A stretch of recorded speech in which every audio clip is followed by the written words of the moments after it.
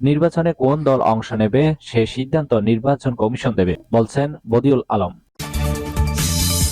শেখ হাসিনাকে ফেরাতে দাবি বিসিকে, বিপ্লবী ছাত্র পরিষদের স্বাক্ষরলিপি। পরিবেশ রক্ষায় যৌথ অভিযান জোরদার করা হবে, বলছেন রিজওয়ানা হাসান। 100 টাকাও ঘুষ খেলে চাকরি থাকবে না, বলছেন নৌ পরিবহন উপদেষ্টা।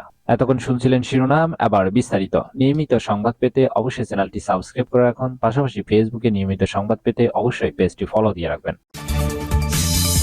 নির্বাচনে কোন দল অংশ নেবে সে সিদ্ধান্ত নির্বাচন কমিশন নেবে, বলছেন বদিউল আলম। নির্বাচন ব্যবস্থা সংস্কার কমিশনের প্রধান বদিউল আলম মজুমদার বলেছেন, গত 15 বছর নির্বাচন নিয়ে যে প্রহসন হয়েছে, নির্বাচন ব্যবস্থাকে যেভাবে ধ্বংস করা হয়েছে তার আমূল পরিবর্তনে নির্বাচন ব্যবস্থা প্রস্তাবনায় প্রাধান্য পাবে। এক্ষেত্রে নির্বাচনে কোন দল অংশ নেবে বা না নেবে সেটি নির্ধারণ করবে নির্বাচন কমিশন। এটি সংস্কার কমিশনের নির্ধারণের বিষয় নয়। চট্টগ্রামের নির্বাচন ব্যবস্থা সংস্কার নিয়ে অংশীজনদের সঙ্গে মতবিনিময়ের সভা শেষে এসব কথা বলেন তিনি। চট্টগ্রাম জেলা প্রশাসনের সম্মেলন কক্ষে এই সভায় বিভিন্ন রাজনৈতিক দল, সরকারি সংস্থা, এনজিও, বিশ্ববিদ্যালয়ের শিক্ষক ও শিক্ষার্থী ও সুশীল সমাজের প্রতিনিধিরা অংশ নেন। শেখ হাসিনাকে ফেরাতে দাবি বিসিকে, বিপ্লবী ছাত্র পরিষদের স্বাক্ষরলিপি। শেখ হাসিনাকে গ্রেপ্তার করে দেশে ফিরিয়ে আনতে ঢাকা বিশ্ববিদ্যালয়ের বিসিকে স্বাক্ষরলিপি প্রদান করেছে বিপ্লবী ছাত্র পরিষদ। বিসি অধ্যাপক ডাক্তার নিয়াজ আহমেদ খানের কার্যালয়ে গিয়ে এ স্বাক্ষরলিপি দেন তারা। স্বাক্ষরলিপিতে জুলাইয়ের বিপ্লবী ছাত্রদের গুম হত্যার ক্ষমতাচ্যুত ফ্যাসিস্ট শেখ হাসিনা জড়িত দাবি করে তাকে ভারত সরকারের মাধ্যমে গ্রেপ্তার করে দেশে ফেরানোর দাবি জানানো হয়। এছাড়া গুপ্ত হত্যায় জড়িতদেরকে জঙ্গিদের মতো চিহ্নিত করে দমন করতে সরকারকে একটি বিশেষ বাহিনী গঠনের আহ্বান জানিয়েছেন সংগঠনটি। এ সময় দাবি বিসি গুপ্ত হত্যা বন্ধ করতে সরকার ও পুলিশকে জোরালো ভূমিকা রাখার আহ্বান জানান। পাশাপাশি বিশ্ববিদ্যালয়ের তহবিল সংকট থাকা সত্ত্বেও ছাত্রদের নিরাপত্তার হল, ফান থেকে আবাসিক হলগুলোকে সিসি ক্যামেরা বসানো হবে বলেও আশ্বাস দেন তিনি।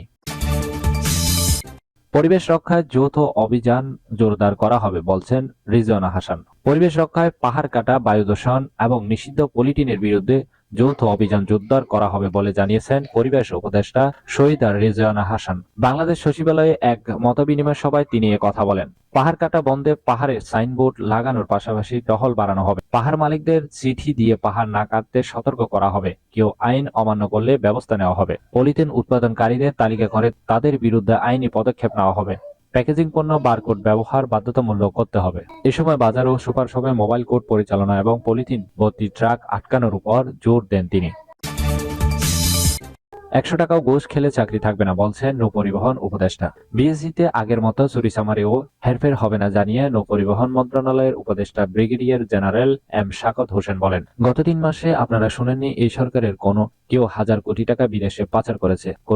কোনো অসৎ ব্যক্তি আমাদের ক্যাবিনেটে নেই। 100 টাকাও যদি ঘুষ খায় তাহলে আমি চেষ্টা করব চাকরি যেন না থাকে। আমি কথা দিয়ে যাচ্ছি, চোর ধরা পড়লে রক্ষা নেই। নগরীর পটেঙ্গা বোট ক্লাবে বাংলাদেশ শিপিং কর্পোরেশনের 47তম বার্ষিক সাধারণ সভাপতির বক্তব্যে তিনি কথা বলেন। সবাই শেয়ার হোল্ডারদের জন্য 25% নগদ বিনিয়োগে আগ্রহ বাড়ছে। এমনকি বিশ্ব ব্যাংক থেকে অনেক সংস্থা এখানে বিনিয়োগে আগ্রহী। আগামী বছরে বিএসসির বহরে আরো 8টি জাহাজ যুক্ত হবে জানিয়ে উপদেষ্টা বলেন, বাংলাদেশ শিপিং কর্পোরেশনের জাহাজের বহর আরো বড় করার চেষ্টা চলছে। সরকার অনুমোদন দিলে আমরা চুক্তি সই করে ফেলব এবং 2 দেশের মধ্যে জাহাজগুলো পাওয়া যাবে। এছাড়া শিপিং কর্পোরেশন নিজের অর্থায়নে 2টি ব্ল্যাঙ্ক ক্যারিয়ার কিনবে। আমরা বিভিন্ন জায়গায় খোঁজ নিচ্ছি যেখানে আমরা 1 থেকে 5 বছরের মধ্যে ব্যবহার হয়েছে এমন জাহাজ কিনব। এর মধ্যে বিএসসির ব্যবস্থাপনা পরিচালক জাপানে 2টি জাহাজের সন্ধান পেয়েছেন। আমি বা আমাদের প্রতিনিধি কেউ গিয়ে সব ঠিক পেলে আমরা অন দ্য স্পট জাহাজ কিনে ফেলবো। আশা করি জাপানি শিপ অবশ্যই ভালো হবে। এই ছিল এখনকার সংবাদ। নিয়মিত সংবাদ পেতে অবশ্যই চ্যানেলটি সাবস্ক্রাইব করে রাখুন। সজীব চৌধুরী, বাংলা নিউজ 24।